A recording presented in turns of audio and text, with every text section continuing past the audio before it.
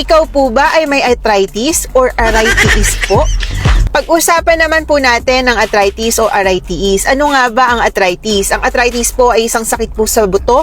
Nagkakaroon ka po ng mga pananakit sa inyong buto, nagkakaroon ka po ng swelling sa inyong buto, para po itong kinakaskas na sobrang sakit po ng inyong buto, na ang hirap na po sa inyong makatayo, maglakad, o gumawa ng mga physical activity na ginagawa nyo po sa pang-araw-araw. Pati po ang inyong kamay, ang inyong tuhod, ang inyong balakang, ang inyong likod, lahat po yan ay apektado. Maaari din po sa inyong leeg. Lahat po yan ay senyales ng arthritis. Bakit ka nga ba nagkakaroon ng arthritis? Nagkakaroon po tayo ng iba't ibang klase ng arthritis, tulad po ng osteoarthritis. Ito po ang pinaka-common arthritis po sa ating lahat. Nagkakaroon po ng decrease po ng production sa ating buto.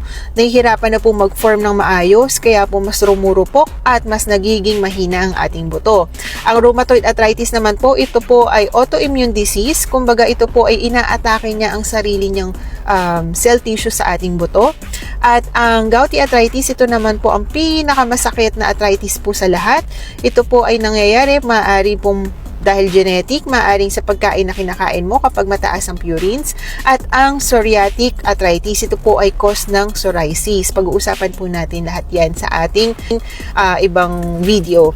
Magandang buhay po. Ako po si Ate Nix na handang maghatid na impormasyon para po sa ating lahat. Pag-usapan po natin yung mga dapat po nating gawin at ano po yung mga dapat nating iwasan para likely para po sa ating arthritis ay vitamin D, omega 3. Yan po ay napakaganda po sa production po para po sa bone. Ngayon, ano po ba yung mga po pwede natin kainin? Kumain ka po ng gulay, prutas.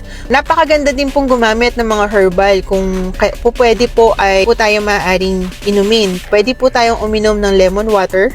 Yung lalagyan mo po ng lemon, o kaya naman po kalamansi, maayos din po yan.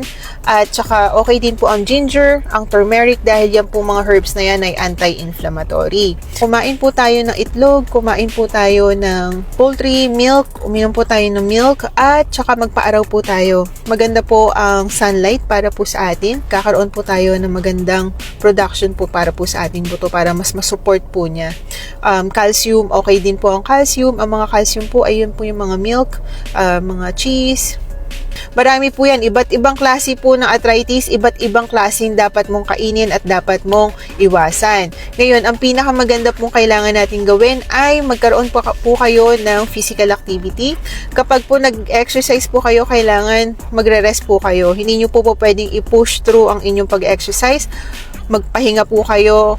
Dapat meron pong period of time na nagpapahinga kayo. Hindi nyo po pwedeng i-over-exert yung inyong energy. Kailangan po i-preserve nyo pa rin, dahil maaari itong mag-trigger ng sobrang pananakit at mahirapan po kayo.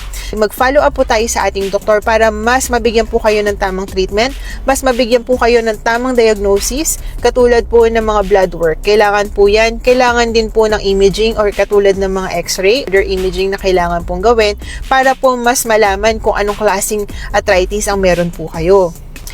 Okay naman pong uminom ng pain reliever, kaya nga lang po, kung po pwede po nating iwasan ang pag-inom ng mga pain reliever, mas maganda po, mas healthy ang ating pangangatawan, mas healthy po ang ating kidney. Kasi yan ay tinitake lang yan only as needed or as prescribed from the doctor. Kailangan po maging mindful po tayo sa ating pag-inom ng ating pain reliever, dahil maaari po itong mag-cause ng GI bleeding or gastrointestinal bleeding sa inyong tiyan, na maaari pong mailabas hanggang sa inyong dumi. Kaya yun po ang ating iniiwasan. Napakahirap po. Mahirap pong i-treat ang isang sakit, lalo na kung ito'y mas lalong lalala.